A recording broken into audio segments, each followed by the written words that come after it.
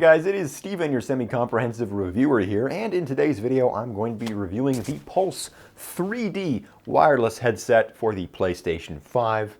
This is pretty much the ultimate PlayStation 5 gaming headset. It's the one that PlayStation makes, and it is optimized to work with your PlayStation 5 console. I feel like this guy was pretty much overlooked, mainly because of the hype and all the excitement around the PlayStation 5 console when it launched, and that kind of sucks because this is a really good headset and should be talked about. So that's what we're going to do today. We're going to talk about the Pulse 3D wireless headset. We're going to go over the pros, the cons, the features, and I'm going to let you know if this is the ultimate PlayStation 5 headset for your gaming experience. The Pulse 3D wireless headset retails for $99.99 on PlayStation's website, although around the holiday season you might see this guy as low as $69.99. In the box we have a USB A to C charging cable, a headphone jack cable, the USB connection dongle, and some paperwork. Let's start out with the design of this headset. You'll notice that I have the all black version of the Pulse 3D. There's also the original white and black combo and a camo version as well. My favorite color combination is black and black, so I love how this headset looks, although I'm definitely a fan of that Oreo cookie version as well. Looking at the headset itself, you'll notice that first of all, the Pulse 3D has this rubber strap right here, which is essentially how you adjust the headset. It's like an automatic adjusting strap that uses tension to sit on your head, so when you go to put it on, it fits to your ears automatically and you don't have to worry about any of those adjustable pieces you normally see on headphones. And this does a really good job of keeping the headset in the perfect spot without feeling heavy or uncomfortable. Moving down, the ear cups are nicely sized, at least for my ears, which I consider to be average sized. Inside of the ear cups, my ears feel comfortable and it actually feels pretty roomy. The Pulse 3D never felt uncomfortable or heavy after a long gaming session, and although the foam material isn't the most breathable, my ears never felt hot or sweaty either. The headset itself feels plasticky but durable. It's not made of the most premium materials, but I don't feel like this headset is going to crack or snap in any way. I feel like I could throw these around a little and they'd still be in one piece, which is very nice considering the design doesn't look that durable. Moving on to the actual functionality of the headset, this ear cup right here, the left ear cup, has all of the buttons on it for controlling the different functionalities of this headset. Starting here on the bottom, we have one of the built-in microphones for recording audio, and we also have the power slider. If we flip that on, you'll notice that it has a little blue indicator light here. Turning that off and moving on, you'll notice that there is a 3.5mm jack port, so you don't have to use the Pulse 3D wirelessly. You can use it wired as well. Below that is the USB-C port for charging and the mute button. When the mute button is popped out, it has an orange indicator to let you know that it's muted.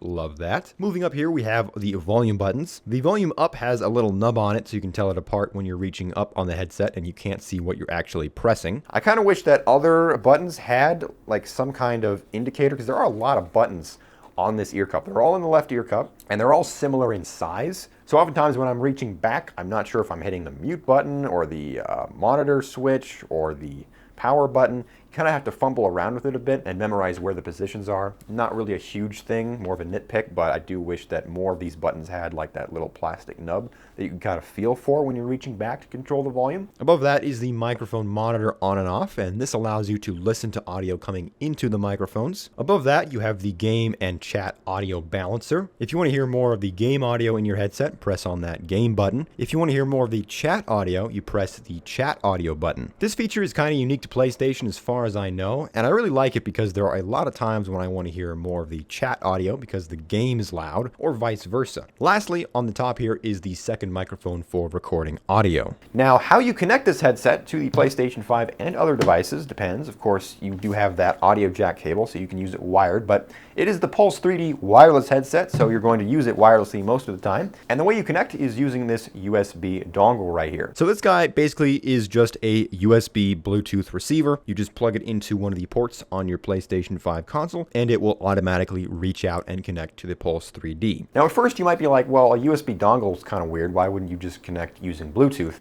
And of course, if you've used PlayStation consoles in the past, you'll know that Sony has a weird history with connecting Bluetooth headsets to their PlayStation consoles. But besides that, I actually prefer this method of connecting over a traditional Bluetooth method because This allows you, this little USB dongle basically allows you to connect to any device that has USB audio. So you can connect it to your gaming PC, to your Nintendo Switch. I even connected it to my smartphone and it worked just fine. So you can pretty much use this with any device that supports USB audio, and the dongle actually makes it easier when you want to switch devices, because all you have to do is just unplug it from one device and plug it into the other. Moving on, the battery life of the Pulse 3D was pretty good. PlayStation quotes 12 hours of playback time, and while I never gamed for 12 hours straight using the headset, I was able to use it for multiple 3 and 2 hour gaming sessions over the course of a week, and it amounted to about 10 to 11 hours I was able to get out of it. And that's with 3D audio turned on and with the volume at around medium settings. Could be better for sure, but if you charge it up every couple of days, you'll always have enough battery. The Pulse 3D will automatically turn off after it stops being used, or if the PlayStation goes into sleep mode, so it doesn't drain power unnecessarily just sitting there if you forget to turn it off. Now, as far as actually using this headset in game and the audio quality that it provides, this headset is really good. It's pretty much middle of the road sound-wise. It's not too bassy. The highs and the lows are both really good. I found the out-of-the-box audio preset was pretty good, and I mainly stuck with that, but the PlayStation 5 actually allows you to tweak the EQ on these guys and customize the audio to your liking, and you can even save your changes to presets you can swap between. Now, the headlining feature of the Pulse 3D is the 3D audio, and it's definitely not a gimmick. It gives a fullness to the audio, and in games where directional sounds and hearing things around you are important, this headset definitely gives you an edge. The PS5 even allows you to configure the 3D audio settings and tweak it to your liking. It's not going to be movie theater surround sound quality or anything like that. After all, these are just a pair of headphones, but it does give you that extra layer of immersion that is nice to see in gaming audio. A lot of new PlayStation 5 games support 3D audio right now, and pretty much all new releases are going to take advantage of it. Now, for PlayStation 4 games and older, it's just going to use stereo audio, so there's not going to be that same texture and fullness to the audio coming out of those games, but it still sounds pretty good. The only thing about the audio experience I took issue with was the sound isolation. Compared to other headsets and headphones, you can actually hear a lot of background noise using these. Just something to keep in mind if you're using these in a loud environment. Now, while the audio quality is really good, and you're going to get a great experience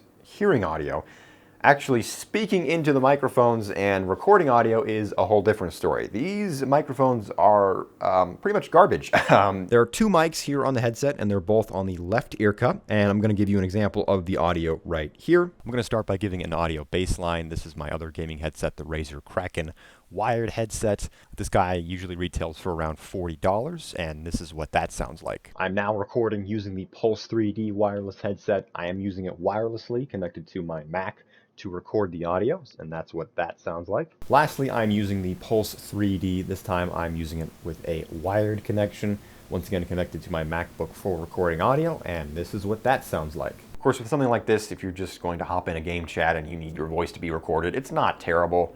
It gets the job done. Like, I can hear what I'm saying, but what I am saying sounds terrible because of these microphones. So I think because the designers wanted to keep this headset looking clean, they opted with the in-ear cup microphones instead of a stick microphone that would go down in front of your mouth. That would have a little bit better quality and would sound a little bit clearer. Now, using the Pulse 3D on PlayStation 5 is a seamless experience. Once you plug the USB dongle into the PlayStation and you've connected your headset, you'll see a message that says it has connected, and it'll show you the battery life and the microphone status. And then in the audio settings, in the quick menu, you can basically configure everything that the ear cup buttons can, along with adjusting the EQ and 3D audio settings. And just overall, using the Pulse 3D in its natural habitat on the PlayStation 5 is a great experience. But because of this USB dongle, we can actually use it on our gaming PC. And I do want to mention that it's awesome that we even get to use this headset on other devices in the first place. Sony could have easily just made it exclusive to PlayStation 5 and made it only work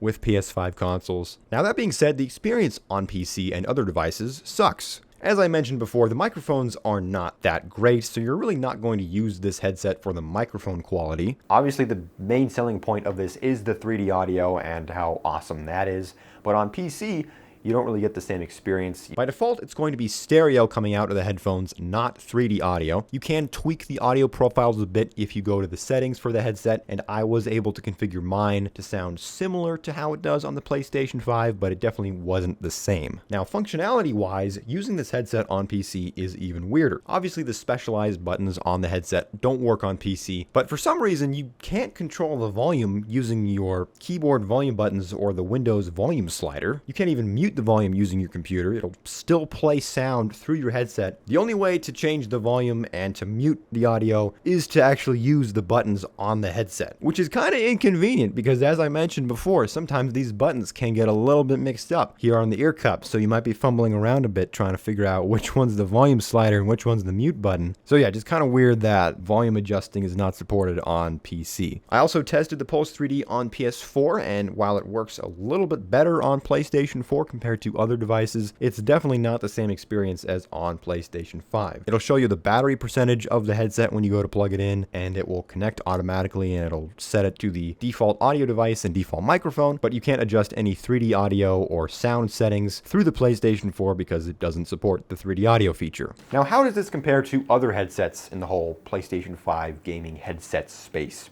Well, the main competition for the Pulse 3D is Sony's own InZone H7 gaming headset and the SteelSeries Arctis 7P Plus. Now, I have not used or reviewed either of these headsets, so I can't give a first-hand experience of how each of them are, but from the looks of it, the audio quality seems to be similar to the Pulse 3D, while the microphone quality on both seems to be a little bit better. However, both of these headsets are more expensive than the Pulse 3D. In the end, if you are a PlayStation 5 gamer and you primarily game on the PlayStation 5, this is the best headset you can get right now for PlayStation 5 gaming. Are there more premium headsets? Yes. Are there cheaper headsets? Also yes, but this guy falls right down in the middle and is a great balance of price and premium features, and it works great with the PlayStation 5 console. I really do feel like a lot more people should be talking about this headset. It kind of got overlooked during the initial hype wave of the PlayStation 5. A lot of people were focusing on the PlayStation 5 and the controller and all that, but they weren't really focusing on this awesome headset that came out at the same time. But now that the PlayStation 5 hype wave has kind of died down a little bit, you might want to try out the Pulse 3D headsets and use it for your PlayStation 5 gaming experience. There are other PlayStation 5 accessories, maybe not as useful as the Pulse 3D headset. I know there's the media remote, the PlayStation camera, and the docking station for the DualSense controllers. I kind of want to make a video about all three of those because those were really forgotten. I didn't hear anybody talk about the media remote, which probably would have been a classic if it had come out on its own. So if you want to see me make a video about all those accessories, the forgotten PlayStation 5 accessories, let me know in the comments section down below. Let me know what color combo you like best for the headset. Do you like the all black color combination like I have here, or do you prefer the black and white original design of the headset? I got the black design because it matched my other PlayStation accessories. However, looking at the white one, I honestly think that one might be the better headset. So let me know down below which one you like more. Other than that, that pretty much does it for this review. If you enjoyed, be sure to leave a like down below. Subscribe if you love my content. Leave a comment and let me know what else I should review. Other than that, I've been Steven, your semi-comprehensive reviewer, and be sure to have a wonderful rest of your day.